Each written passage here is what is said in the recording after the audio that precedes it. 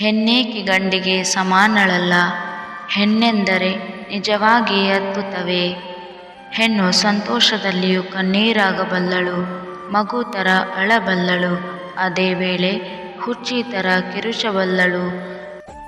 ಅವಳಿಗೆ ಖುಷಿಯಾಗಿರಲು ದೊಡ್ಡದೇನೂ ಬೇಕಿಲ್ಲ. ನಾನಿದ್ದೇನೆ ಬಿಡೆ ಎಂಬ ಎರಡೇ ಪದ ಹೇಳಿದರೆ ಸಮಾಧಾನಗೊಳ್ಳುವಳು. ಹೆಣ್ಣು ನೋವಲ್ಲಿಯೂ ನಗಬಲ್ಲಳು. ಸಾಕಷ್ಟು ಉಡುಪುಗಳನ್ನು ನೋಡಿದರೂ ಒಂದನ್ನು ಇಷ್ಟಪಡದೆ ತಿರಸ್ಕರಿಸಬಲ್ಲಳು. ಅವಳು ಅವಳ ಎಲ್ಲ ಸಂತೋಷವನ್ನು ಅವಳು ಪ್ರೀತಿಸುವ ಒಬ್ಬರಿಗಾಗಿ ಬಿಟ್ಟುಕೊಡಬಲ್ಲಳು. ತನ್ನಿಷ್ಟದ ಹುಡುಗನನ್ನು ಅಪ್ಪಿಕೊಂಡು ಜಗತ್ತನ್ನೇ ಮರೆಯಬಲ್ಲಳು. ಹೆಣ್ಣಿನ ಬಗ್ಗೆ ಹಲವಾರು ವರ್ಣನೆಗಳಿವೆ.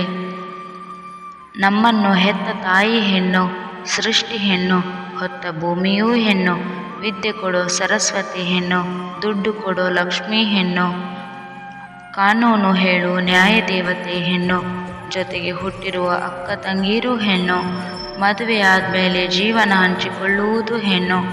ಎಲ್ಲ ಕಡೆಯೂ ಹೆಣ್ಣೆ ಇದ್ಮೇಲೆ ಅವರು ಯಾಕೆ ಗಂಡಿಗೆ ಸಮ ಅಲ್ಲ?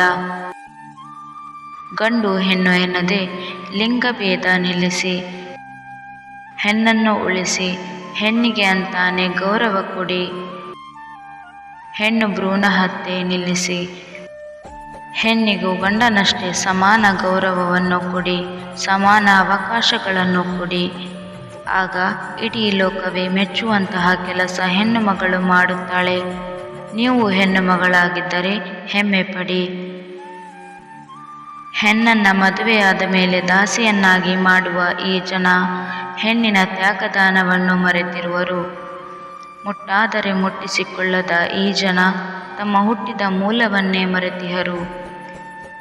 ಹೆಣ್ಣನ್ನು ಸುಖ ಸಂಸಾರದ ಕಣ್ಣು ಎನ್ನುವ ಈ ಜನ ಹೆಣ್ಣಿನ ಮಾನಸಿಕ ಮತ್ತು ದೈಹಿಕ ಸಮಸ್ಯೆಗಳನ್ನು ಮರೆಯುವರು.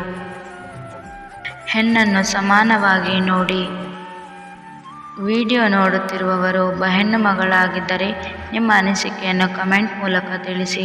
ಲೈಕ್ ಮಾಡಿ, ಶೇರ್ ಮಾಡಿ, ಚಾನಲನ್ನು ಸಬ್ಸ್ಕ್ರೈಬ್ ಮಾಡೋದನ್ನು ಮರಿಬೇಡಿ. ಧನ್ಯವಾದಗಳು.